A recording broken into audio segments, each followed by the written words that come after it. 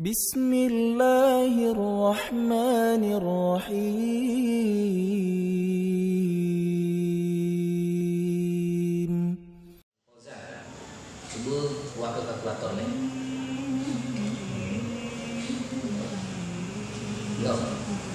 Seandainya sebungkus rokok 15.000. 15.000. Habis sekali sebungkus. Sekali kan 30. Enggak. Wajib kali ke 12 bulan. 12 bulan tahun.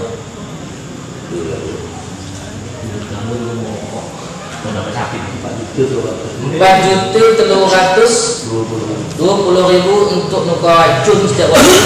Sanggup yang lalu masuk dalam Idul Adha, tak bisa beli kambing untuk kurban. Di mana pikirannya? Untuk rokok, untuk kolam 4 juta gitu.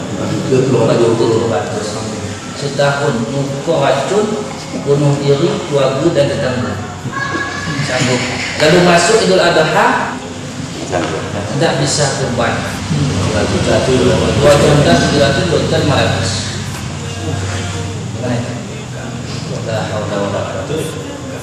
Edukasi kalau merokok ni sebenarnya tidak normal.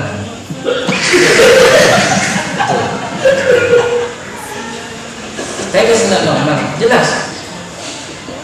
Dia bahan hitung-hitungan dari DP sederhana, tidak sah 4 itu nemu ya kurban.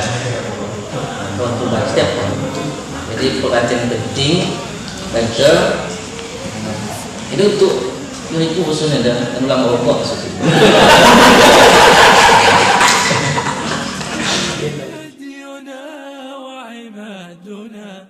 وبسنة المختار كان صلاحنا همم الرجال